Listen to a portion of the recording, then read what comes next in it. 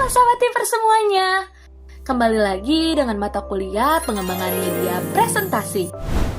Sebelum sebuah presentasi disampaikan, sebelumnya ada proses yang penting menentukan materi itu sudah tersusun dengan jelas atau malah terasa berantakan.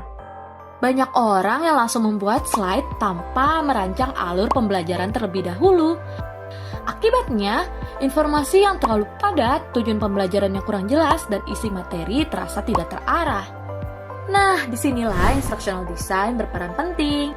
Karena instructional design membantu penyaji merancang pembelajaran secara sistematis, mulai dari menentukan tujuan, menyusun materi, hingga memilih cara penyampaian yang tepat. Sebelum masuk ke dalam materi, Tipers diharapkan mampu menerapkan prinsip instructional design dalam penyusunan presentasi yang efektif melalui penerapan attention, concept learning, perception, attitude change, dan memory sebagai prinsip dari Pat and Wilson. Nah, teman-teman semuanya, supaya lebih mudah dipahami, ada beberapa hal yang harus kita bahas pada video hari ini.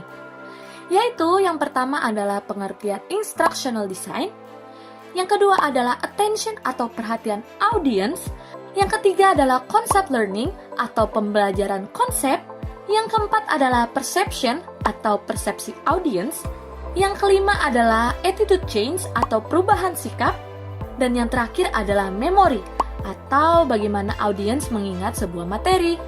Yang pertama adalah pengertian instructional design.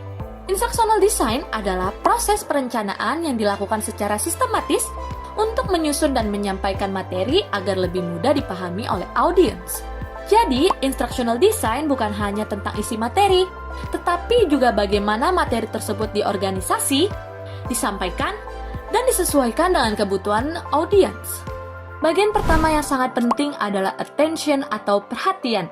Attention merupakan tahap awal ketika audiens mulai fokus terhadap materi yang disampaikan. Maka, pembukaan presentasi harus menarik. Misalnya dengan penyampaian pertanyaan yang unik, fakta menarik, cerita singkat, atau permasalahan yang dekat dengan kehidupan sekitar audiens. Selanjutnya ada concept learning. Concept learning adalah proses ketika audiens memahami suatu konsep dengan mengenali ciri utama dari konsep tersebut. Dalam presentasi, penyaji harus membantu audiens memahami konsep secara bertahap. Misalnya, dimulai dari definisi sederhana, lalu diberikan contoh nyata agar lebih mudah dipahami. Berikutnya adalah perception atau persepsi. Perception adalah proses bagaimana audiens menerima dan menafsirkan informasi mereka yang dilihat dan didengar. Setiap audiens memiliki persepsi yang berbeda-beda terhadap materi yang sama. Karena itu, penyaji perlu menyampaikan materi dengan bahasa yang jelas, sederhana, dan struktur. Selanjutnya adalah attitude change atau perubahan sikap. Dalam pembelajaran, tujuan presentasi bukan hanya membuat audiens tahu sesuatu, tetapi juga mempengaruhi cara mereka berpikir dan sikap mereka. Yang terakhir adalah memory. Memory adalah kemampuan audiens untuk menyimpan dan mengingat kembali informasi yang sudah dipelajari. Tidak semua informasi bisa langsung diingat oleh audiens. Karena itu, penyaji perlu menggunakan strategi agar materi lebih mudah masuk ke dalam memori dengan jangka panjang. Kalau materi disusun terlalu banyak dan tidak teratur, audiens justru akan mudah lupa. Jadi, presentasi yang efektif bukan tentang slide atau tulisan yang penuh, tetapi bagaimana informasi disusun agar lebih mudah dipahami dan mudah diingat.